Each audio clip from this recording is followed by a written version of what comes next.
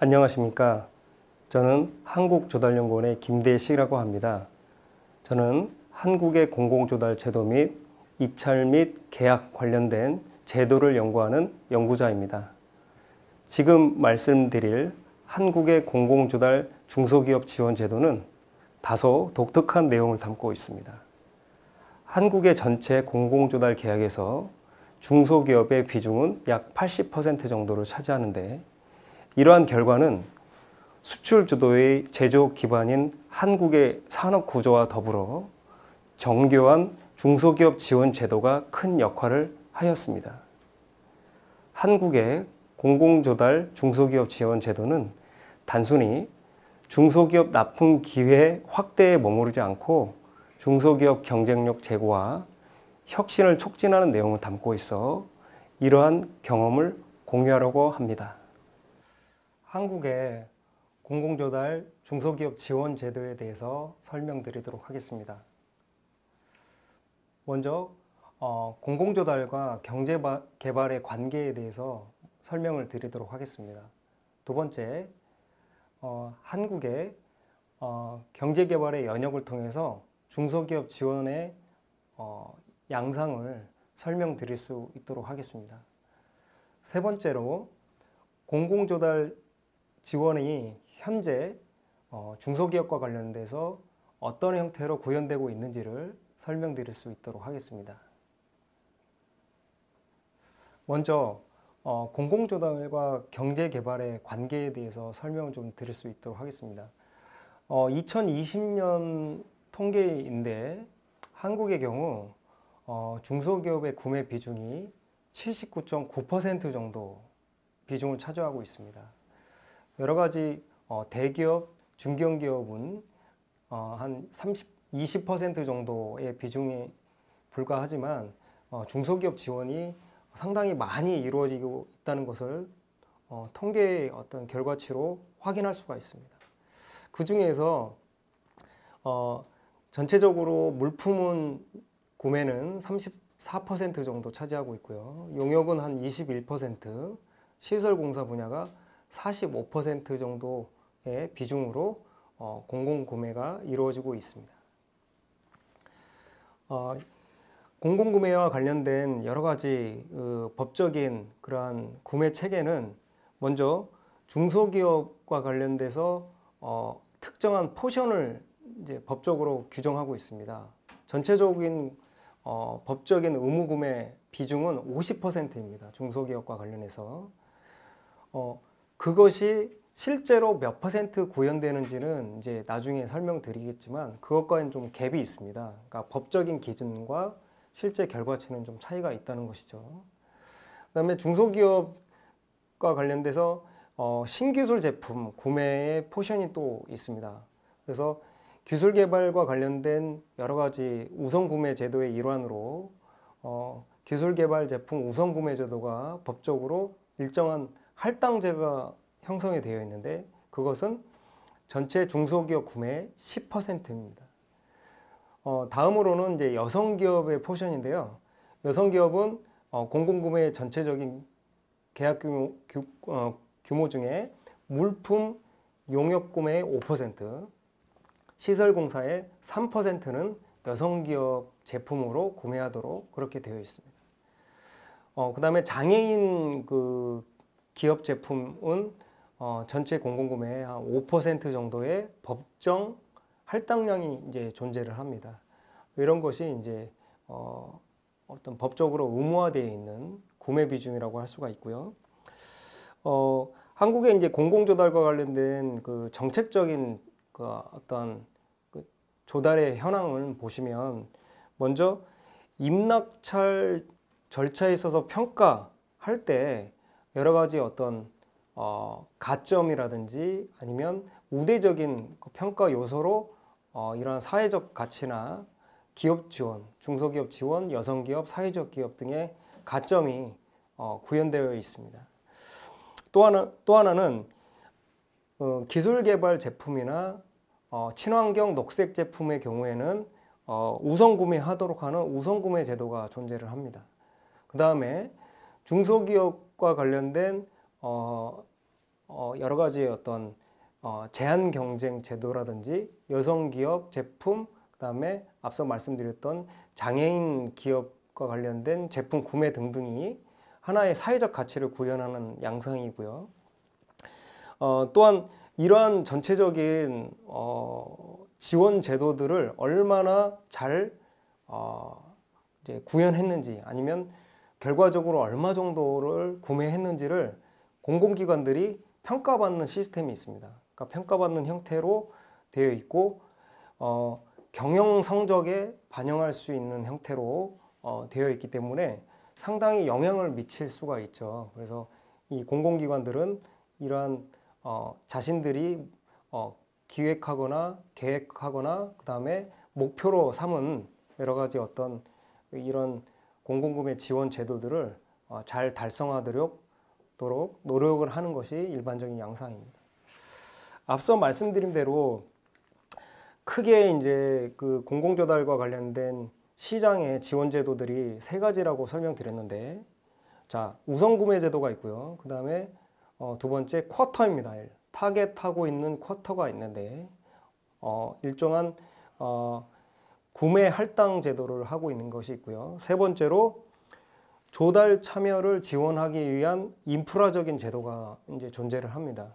그래서 첫 번째 우선구매 제도는 중소기업과 관련된 제한 경쟁 제도나 사회적 기업 제품과 관련된 우선구매 제도, 그다음에 공사형 자재와 관련된 직접 구매 제도 등이 있는데 이러한 내용들은 좀 뒤에 상세하게 설명을 드리겠고요.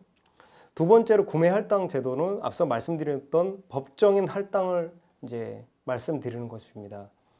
50% 이상의 중소기업 제품 구매, 그 다음에 10% 이상의 기술개발 제품 구매, 여성기업, 장애인기업의 쿼터가 있다는 것을 설명드렸었습니다. 그 다음에 세 번째로 중소기업 지원은 하되 중소기업이 직접 생산하고 있는지를 확인하는 제도가 있습니다. 이런 것은 일종의 지원을 위한 인프라 제도인데요.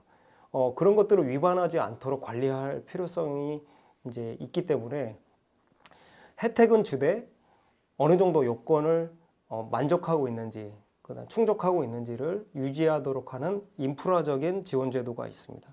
또한 기술 개발 제품을 이제 10% 정도 쿼터로 할당해서 우선적으로 구매를 하게 될 때는 기술 개발 제품 인증이라고 하는 별도의 인증 체계를 둬서 인증받은 제품을 구매하도록 해야지만 원활한 구매가 가능합니다. 그래서 이런 것들은 미리 기반이 되는 제도이기 때문에 하나의 기반 제도로서 이제 유형화해서 설명을 좀 드렸습니다.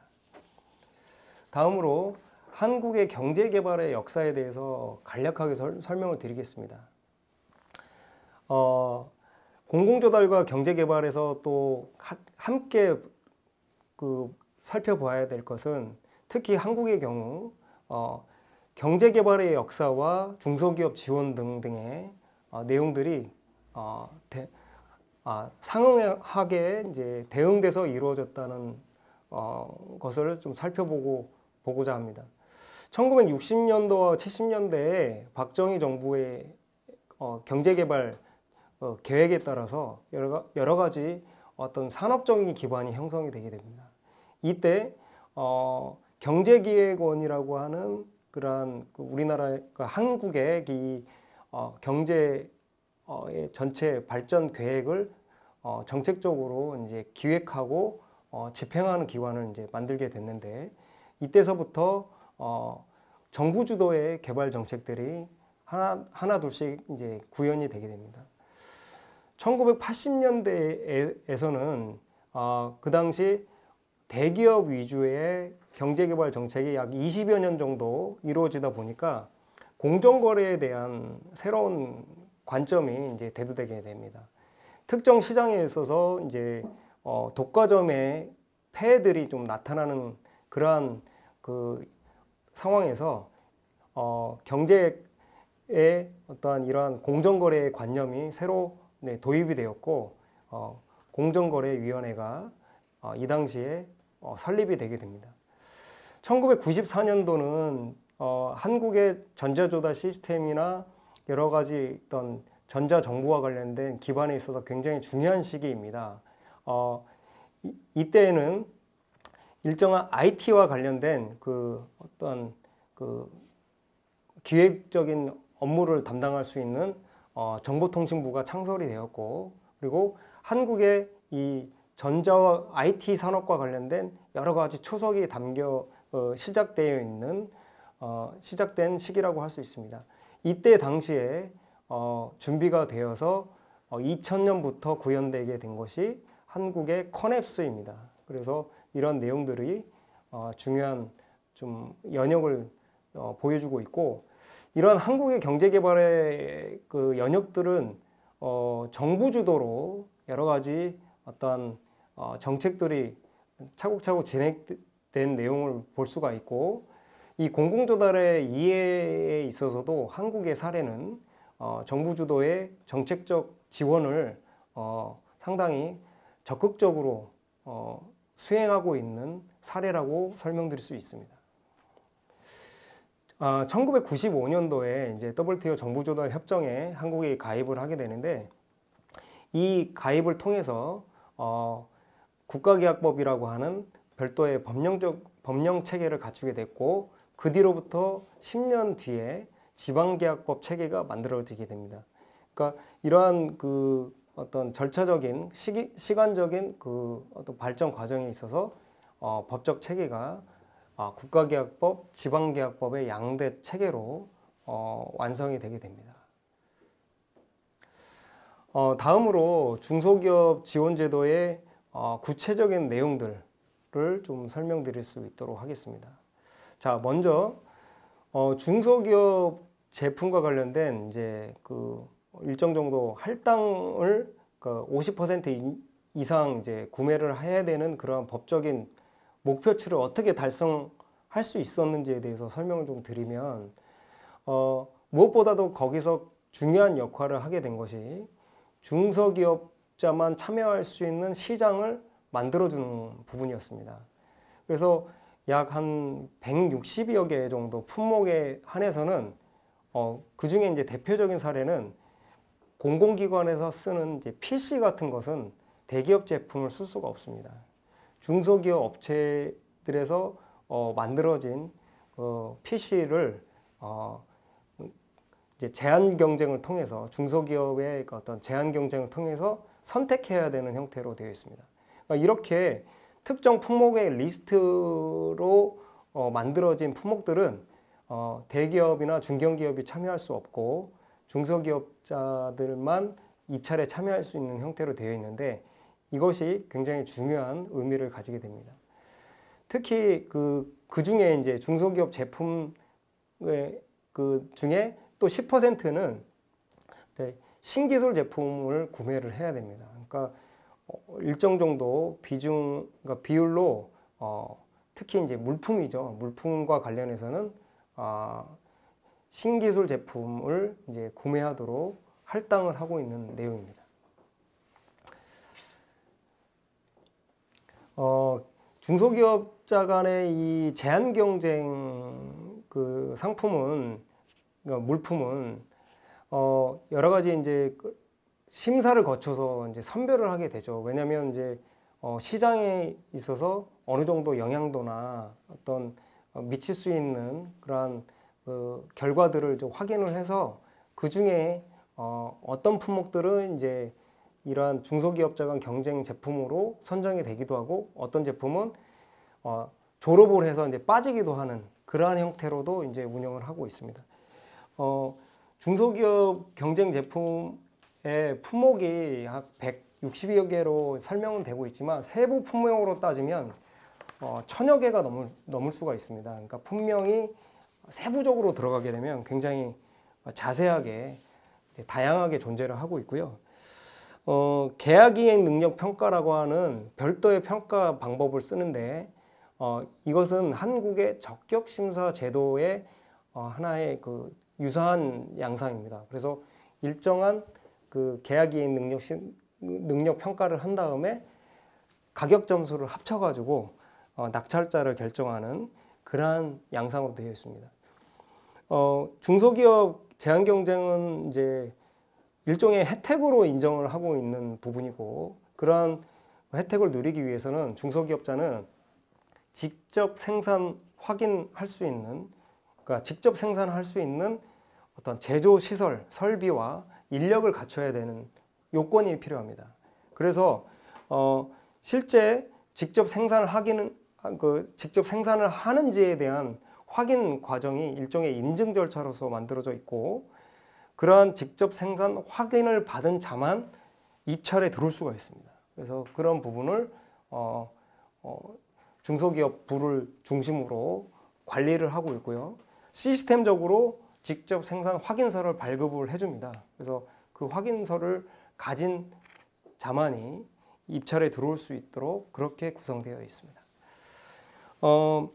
이러한 중소기업자 간 경쟁 제품의 요건은 일단 생산 업체가 한 10개 이상이 넘어야 되는 품목이고요. 뭐 그게 PC든 가구든 마찬가지입니다.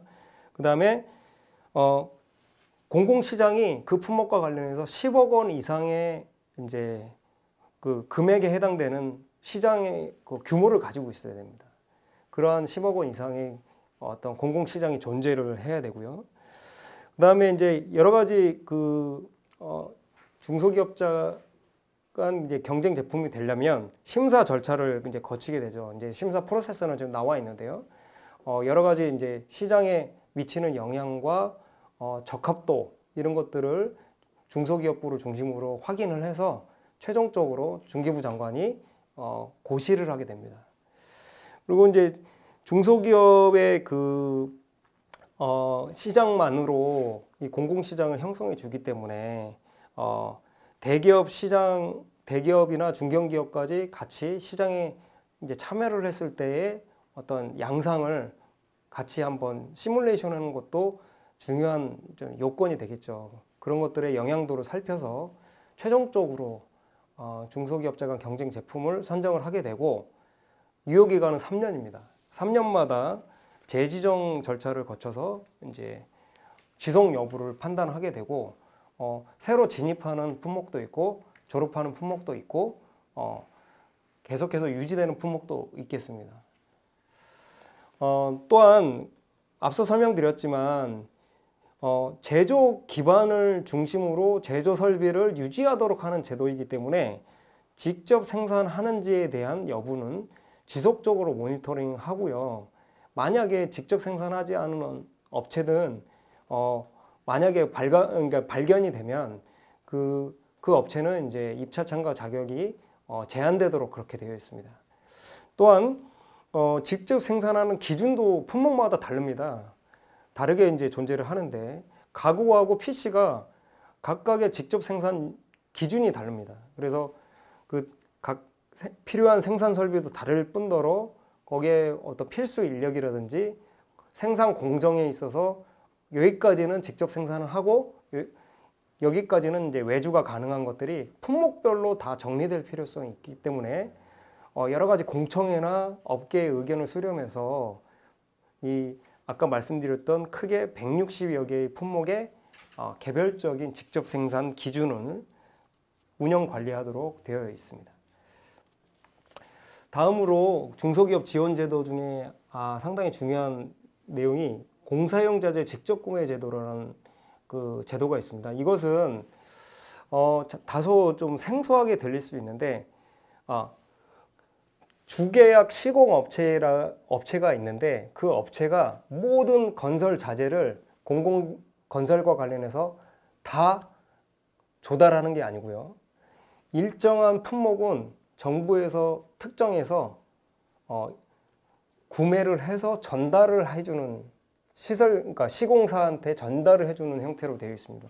그렇게 하는 이유는 이 그러니까 주계약자인 시공사가 건설 자재를 구매하면서 일종의 불공정 계약 금액을 제시한다든지 아주 가격을 낮게 구매를 하는 그러한 어떤 위험성을 좀 가진 품목들이 존재하는데, 그러한 불공정 거래를 차단하기 위해서 직접 납품 업체의 공사용 자재 업체의 자재들을 정부가 계약해서 전달해 주는 형태로 되어 있습니다.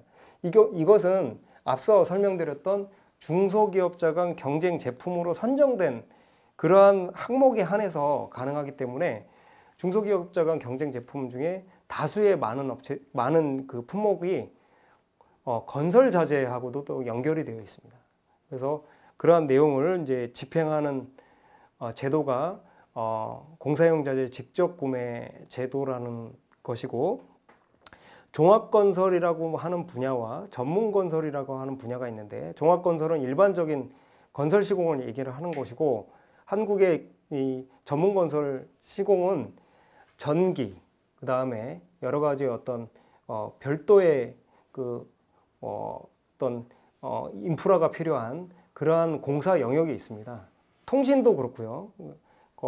인터넷망을 까는 것, 그 다음에 여러 가지 어떤 부수적인 그러한 작업들은 전문공사로 분류가 되는데, 종합건설 같은 경우에는 이제 한 20억 원 정도의 한화, 20억 원 정도 이상의 계약건에 대해서 공사용 자재 직접 구매 제도를 집행을 하고, 이 전기공사라든지 이제 통신공사 같은 전문공사 업역에서는 이제 3억 이상에서 공사용 자재 직접 구매를 합니다. 그다음에 이제 적합하지 않는 또 항목들, 그 상황이나 여러 가지 어떤 시설 공사가 있겠죠. 이제 예를 들면 직접적으로 시공사가 모든 자재를 가져다가 구현하지 않으면 안 되는 그러한 작업의 경우에는 이 공사용 자재 직접 구매 제도를 이제 적용하지 않도록 예외 항목들이 다수 존재를 합니다. 그 다음에 이제 그 기술개발 제품 우선 구매 제도는 일정한 쿼터로 되어 있는데, 그냥 구매를 하는 것이 아니고요. 인증받은 제품을 구매를 하는 것이 이제 인프라적으로 갖추지 않으면 굉장히 운영하기가 이제 혼란스러울 수 있습니다. 그래서 NEP라고 해서 이제 일종의 신기술 인증이 있고요.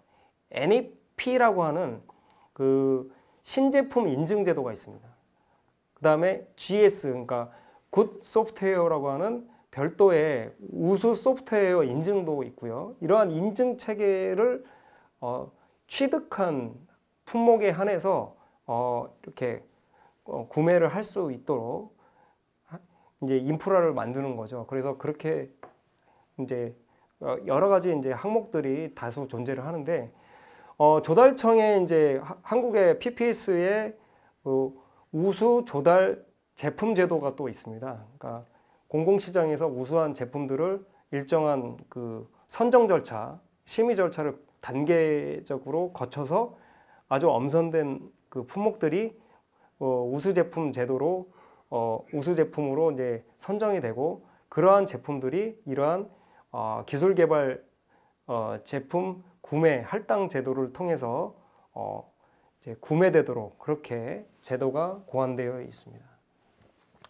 다음으로 혁신 조달과 관련된 제도입니다. 중소기업의 그 어떠한 모든 물품들이 대부분의 납품 실적을 다 갖추지 못한 또 품목들도 존재를 하죠. 기술적으로는 혁신적이거나 또 상당히 뛰어난 의미를 가진 제품이지만 가격이 다소 비싸다든지 아니면 공공시장에 납품 실적이 없으면 전혀 시장에 진입을 할 수가 없는 단점을 보완하기 위해서 일정한 트랙을 준비합니다. 그래서 이것도 일종의 좀 지정 절차인데요. 그러니까 품목을 이제 지정된 품목에 한해서 수의 계약을 할 수 있도록 그러한 제도를 만든 형태인데, 트랙이 세 가지입니다. 첫 번째는 공공성이 인정되지만 아직 그 R&D에 대한 그 결과가 민간 시장이나 공공 시장에서 납품 실적으로 확인되지 않은 제품이 있습니다. 일종의 이제 연구 개발이 막 되었지만 뭐 드론이나 이런 것들이 있을 수 있겠죠. 그래서 연구 개발은 됐는데 납품 실적이 없어요. 그런 경우에 일정한 심의 절차를 거쳐서 공공시장에서 써보자 하는 그런 형태로 구매가 이루어질 수 있는 트랙이 패스트 트랙 1입니다. 패스트 트랙 2는 상용화되기 전에 전 단계 시제품이 있죠. 시제품들은 공공기관들이 써보지 않으면 이것이 좋은지 나쁜지를 알 수가 없습니다. 그러한 시제품 중에 일부를 한국의 조달청이 이제 심사 절차를 거쳐서 인증을 해주는 겁니다. 이것은 공공기관에서 한번 써봐도 되겠다. 다만 이제 납품 실적은 부족하지만 좀 혁신적인 의미를 가진다는 것을 이제 인증을 받으면 그 공공기관들에서 이제 구매를 할 수 있도록 길을 열어주는 겁니다.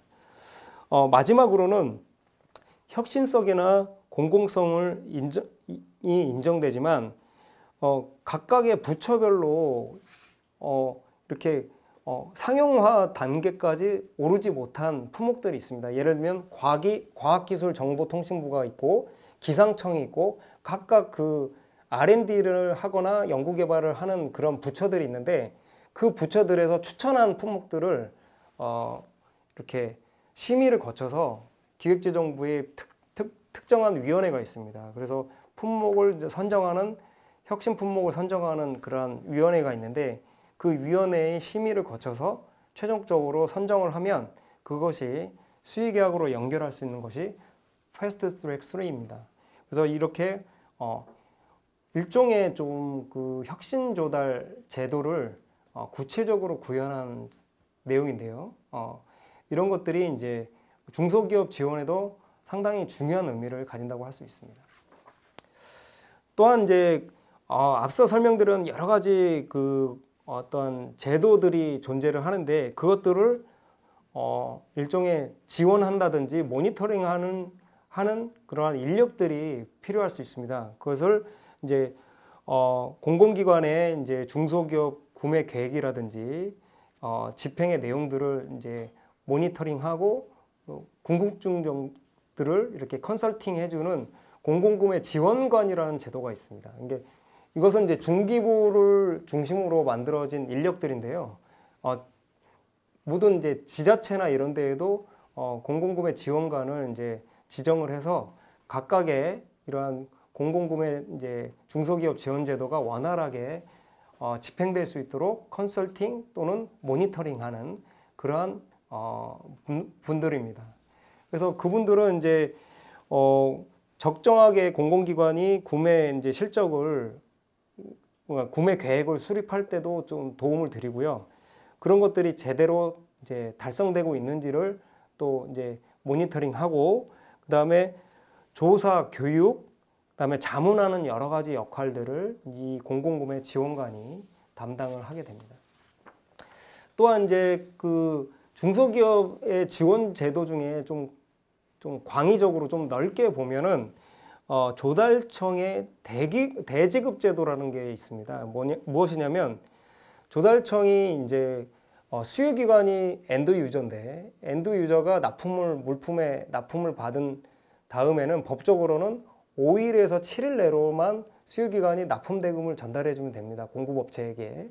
근데 중간에 그 조달청이 어느 정도 금액 이상의 금액 이하의 계약건과 관련해서는 4시간 정도 이내에 대금을 선지급해 주는 형태입니다. 그래서 조달청이 그 대지급을 할 수 있는 이유는 일정의 펀드가 있습니다. 조달청에 그 리볼빙 펀드가 있는데요. 리볼빙 펀드를 통해서 선지급을 해주고 나중에 그 대금을 수요기관한테 조달청이 다시 돌려받는 형태로 되어 있습니다.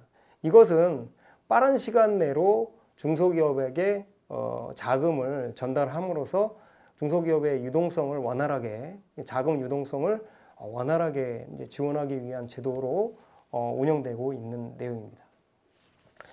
그다음에 이제 성금제도가 있죠. 성금제도는 이제 물품이나 용역 등등의 제도에서 한 70% 정도를 이제 미리 성금으로 업체에서 신청을 하면 성금을 먼저 전달을 하고 그 성금이 앞서 말씀드린 대로 기업의 이제 원활한 자금 운영에 도움이 될 수 있겠죠. 그래서 그러한 성금은 기본적으로 보증서나 보증금을 전제로 지급이 됩니다. 왜냐하면 성금도 어느 정도 보증이 되어야지만 안정적으로 신뢰를 좀 획득할 수 있기 때문에 일반적으로 전자조달 시스템에서는 한국은 보증서, 보증기관하고 다 연계가 되어 있기 때문에 보증서로 이제 수령해서 이제 그거를 이제 받으면 이제 성금을 지급하는 형태로 되어 있고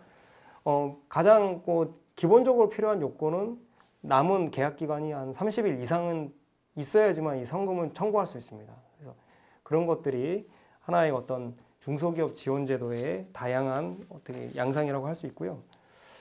마지막으로 그 네트워크론이라는 제도가 있습니다. 그러니까 한국의 이제 조달청에서 운영하는데 은행과 연계해서 일정한 그 계약이 체결되어 있는 계약서만으로